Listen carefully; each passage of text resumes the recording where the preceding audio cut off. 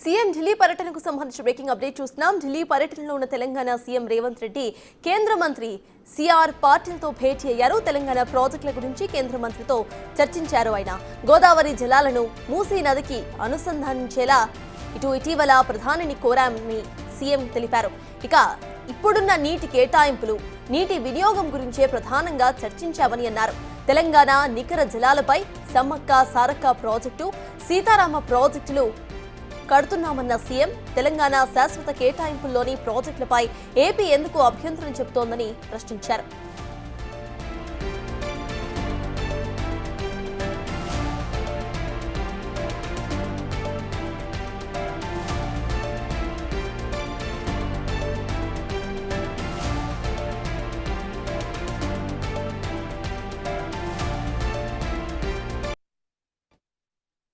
సంబంధించి ప్రధానంగా చర్చించడం జరిగింది.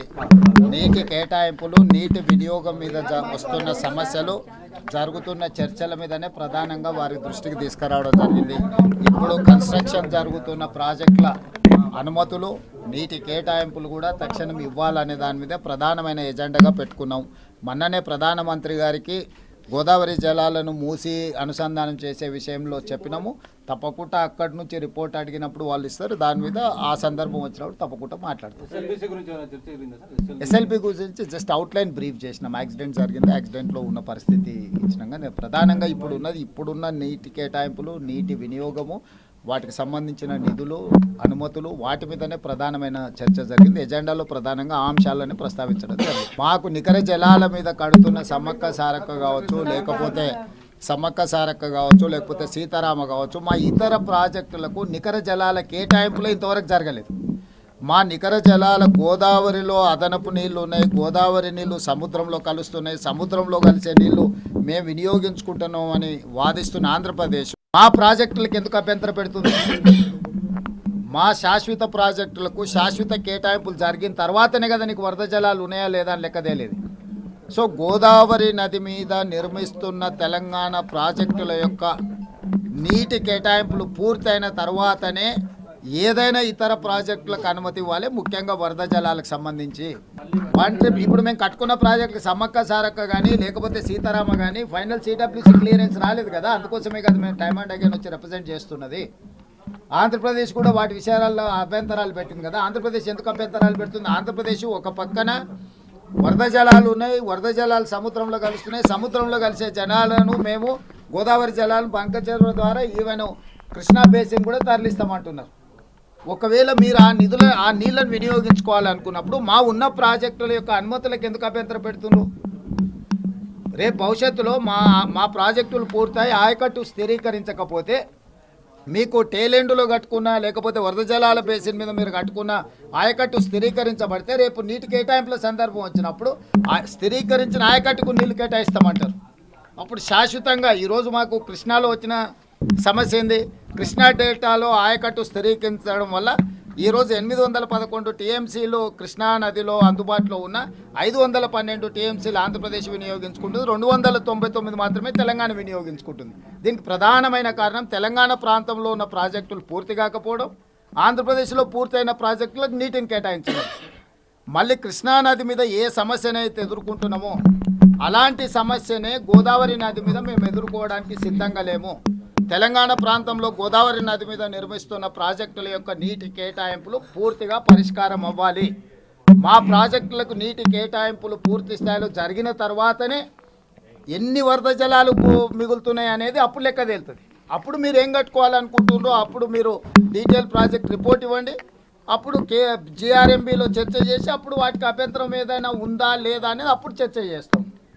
ఇప్పుడు మా శాశ్వతంగా కట్టాల్సిన మా నికర జలాల ప్రాజెక్టుల మీద అభ్యంతరాలు పెడుతున్న ఆంధ్రప్రదేశ్ ఫస్ట్ ఆ అభ్యంతరాలను అన్నిటినీ ఉపసంహరించుకోవాలి. మా ప్రాజెక్టుల అనుమతిని వాళ్ళు వేగంగా ఇప్పించేటట్టు చూడాలి. కేంద్ర ప్రభుత్వంలో కూడా ఎన్డీఏలో వాళ్ళు భాగస్వాములు కాబట్టి ఒక్కసారి మా అనుమతులు క్లియర్ అయిపోతే మీకు అన్నీ క్లియర్ అవుతాయి. మీరు మా కేటాయింపులు జరగకుండా మా ప్రాజెక్టుల యొక్క భవిష్యత్తు గందరగోళంలో అగమ్య గోచరంగా ఉన్నప్పుడు మీ వరద జలాల మీద ప్రాజెక్టులు కట్టుకుంటామంటే అది తెలంగాణకి ఖచ్చితంగా అభ్యంతరం ఉంటుంది. ఈ విషయంలో శశబిషలకు తావులేదు. తెలంగాణ ప్రభుత్వానికి స్పష్టత ఉన్నది. మొట్టమొదట గోదావరి నది మీద తెలంగాణ నిర్మించుకుంటున్న ప్రాజెక్టుల అనుమతులన్నీ వచ్చినాక మిగతా వాటి మీద ఏ చర్యలైనా తీసుకోవడానికి తెలంగాణ ప్రభుత్వానికి అభ్యంతరం లేదు.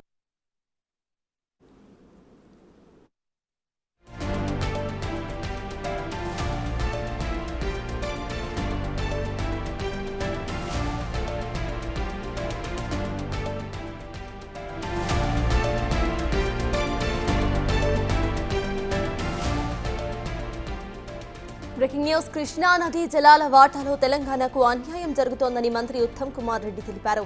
కృష్ణా జలాలను ఏపీ అన్యాయంగా తరలించుకుపోతుందని దీనిపై కేంద్ర మంత్రికి ఫిర్యాదు చేశామని అన్నారు. గత ప్రభుత్వం కృష్ణా జలాల వాటాలో నిర్లక్ష్యం వహించిందని, వెంటనే టెలిమెంటరీ ఇంప్లిమెంట్ చేయాలని కోరామని అన్నారు. దానికి సిఆర్ పాటిల్ సానుకూలంగా స్పందించారని ఉత్తమ్ తెలిపారు.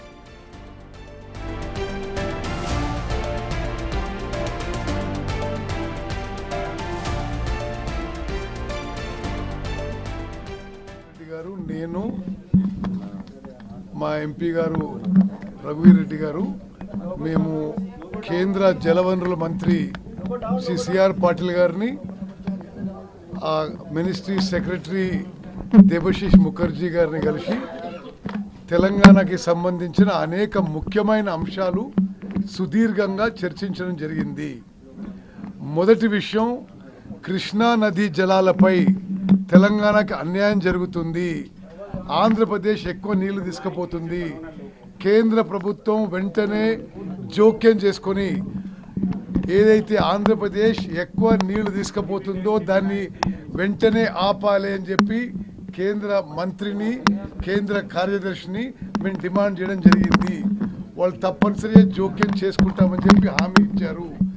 నాగార్జున సాగర్ రైట్ కెనాల్ నుంచి మరి వాళ్ళు తీసుకుపోతున్న 10,000 క్యూసెక్ నుంచి 5,000కి తగ్గిస్తామని చెప్పి హామీ ఇచ్చారు.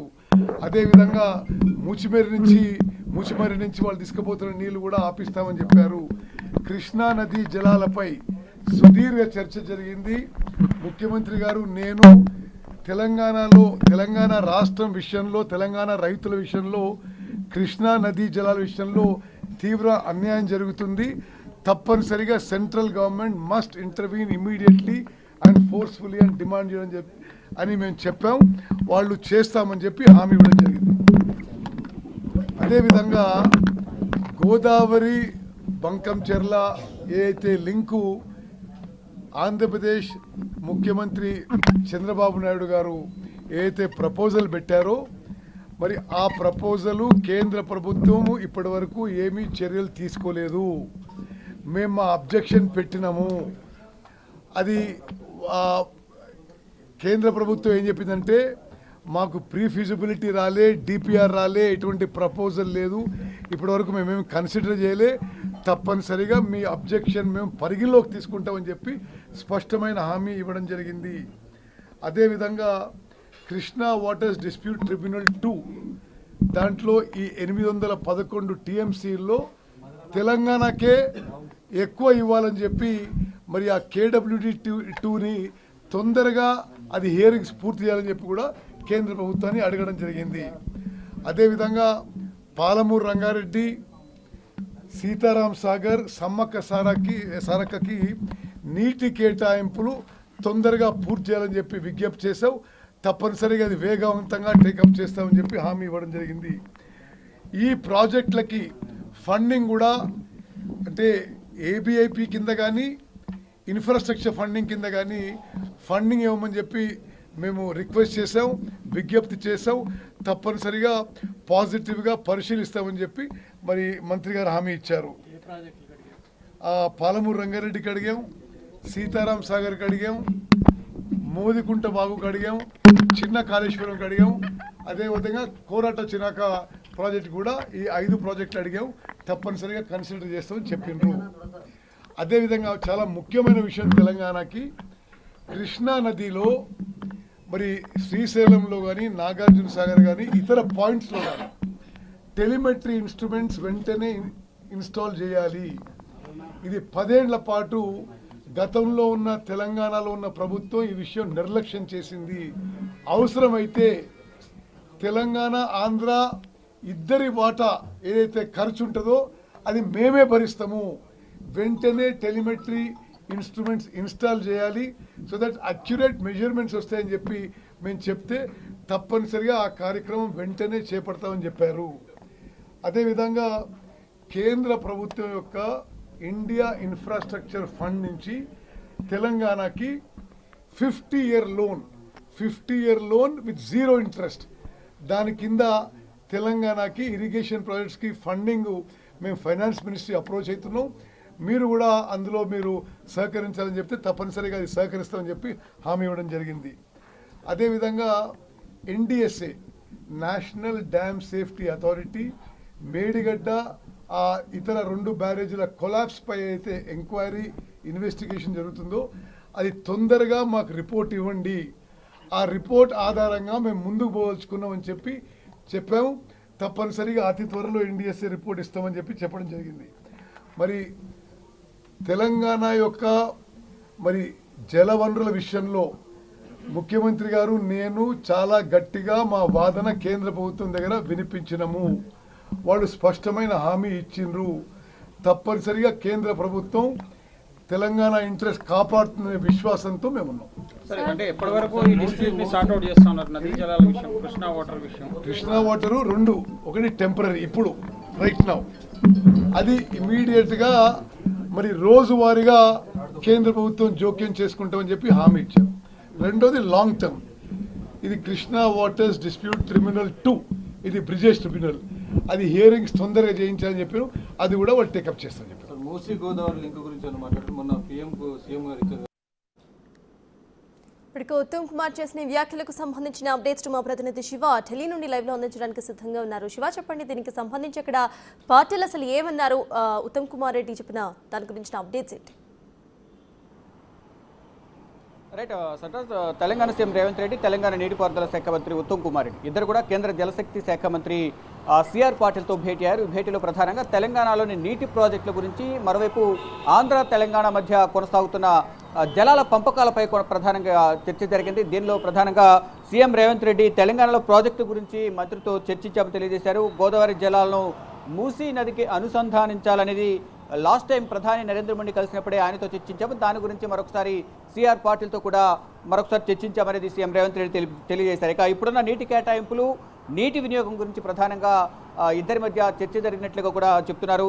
ఇక మా నికర జలాలపై సమ్మక్క సారక్క ప్రాజెక్టు, అలాగే సీతారామ తదితర ప్రాజెక్టులు కడుతున్నాము. దీనికి సంబంధించి మా శాశ్వత కేటాయింపులలోని ప్రాజెక్టులపై ఏపీ ఎందుకు అభ్యంతరం చెబుతోంది అనే దానిపై ప్రధానంగా సీఎం రేవంత్ రెడ్డి ప్రశ్నలు లేవనెత్తారు. దానికి సంబంధించి కేంద్ర జలశక్తి శాఖ మంత్రి సిఆర్ పాటిల్ కూడా ఏపీ ప్రభుత్వం పైన ఫిర్యాదు చేసిన పరిస్థితి కనిపిస్తూ ఉంది.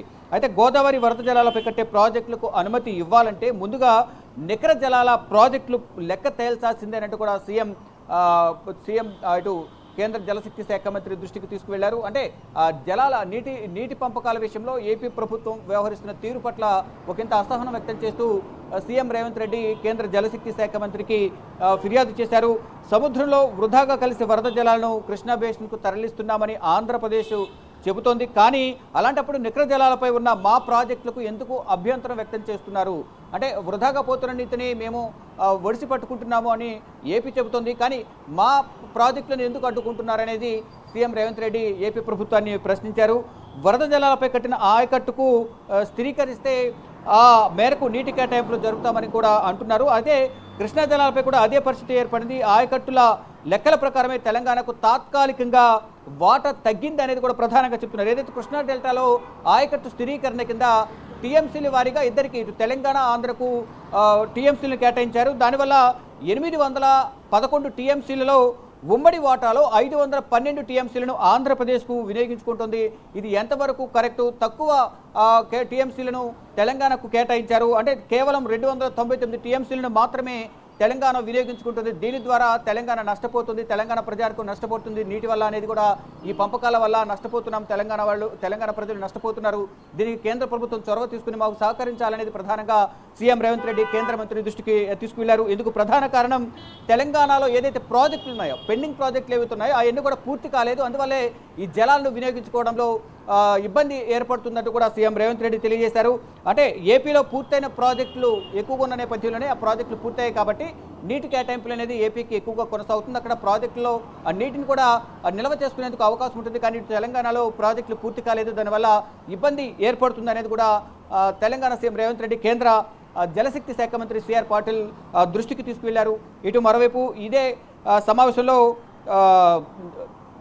నీటిపారుదల శాఖ మంత్రి ఉత్తమ్ కుమార్ రెడ్డి కూడా పాల్గొన్నారు. ఇక మా నికర జలాలపై నిర్మించే ప్రాజెక్టులపై ఆంధ్రప్రదేశ్ పెట్టిన అభ్యంతరాలు ఉపసంహరించుకోవాలంటూ కూడా సీఎం రేవంత్ రెడ్డి మీడియాతో మాట్లాడుతూ తెలియజేస్తారు. దీనికి సంబంధించి చొరవ తీసుకుని ఇద్దరి మధ్య ఉన్న సమస్యను పరిష్కరించాలి, తెలంగాణకు ఆంధ్రకు సంబంధించి నీటి పంపకాల విషయంలో చర్యలు తీసుకుని న్యాయం జరిగే విధంగా వ్యవహరించాలంటూ కూడా కేంద్ర మంత్రికి సీఎం రేవంత్ రెడ్డి, నీటిపారుదల శాఖ మంత్రి ఉత్తమ్ కుమార్ రెడ్డి కూడా ఆయనకు ఫిర్యాదు చేశారు, ఆయనతో చర్చలు జరిపారు. మరోవైపు ఉత్తమ్ కుమార్ రెడ్డి కూడా మీడియాతో మాట్లాడుతూ ప్రధానంగా ఈ నీటి కేటాయింపులకు సంబంధించి కృష్ణానదిలో శ్రీశైలం, నాగార్జున సాగర్ సహా ఇతర ప్రాజెక్టులో టెలిమెట్రీ పరికరాలు ఏర్పాటు చేయాలి నీటికి సంబంధించి అనేది కూడా ఆయన కేంద్ర మంత్రి దృష్టికి తీసుకువెళ్లారు.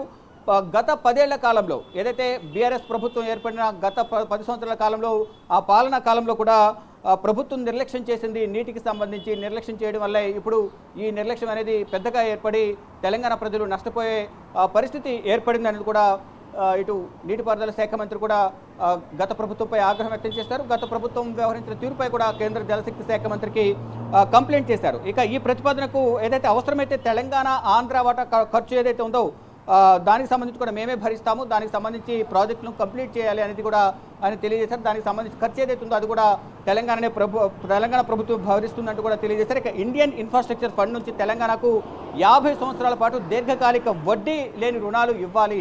వడ్డీ లేని రుణాలు ఇవ్వడం వల్ల కొంతమేర ఆదాయం అనేది సమకూరుతుంది కాబట్టి ఆ వడ్డీ లేని రుణాలు ఇవ్వడం ద్వారా కొంతమేర ఆర్థికంగా ఎటువంటి ఇబ్బంది ఎదుర్కొనే అవకాశం ఉండదు. కాబట్టి మాకు వడ్డీ లేని రుణాలు 50 సంవత్సరాల పాటు ఇవ్వాలంటూ కూడా సీఎం రేవంత్ రెడ్డితో పాటు ఇటు ఉత్తమ్ కుమార్ రెడ్డి కూడా కేంద్ర ప్రభుత్వానికి మాట్లాడిన సందర్భంలో, నీటిపారుదల శాఖ మంత్రితో మాట్లాడిన సందర్భంలో కూడా ఆయన ఈ అంశాలపై చర్చించారు. సర్టాస్ శివ, గతంలో ఇటు నీటికి సంబంధించిన విషయాల్లో ఇటు బోర్డు ముందు హాజరైనప్పుడు కూడా టెలిమెంటరీని ఇంప్లిమెంట్ చేయాలి అంటూ సీఎం మాట్లాడారు.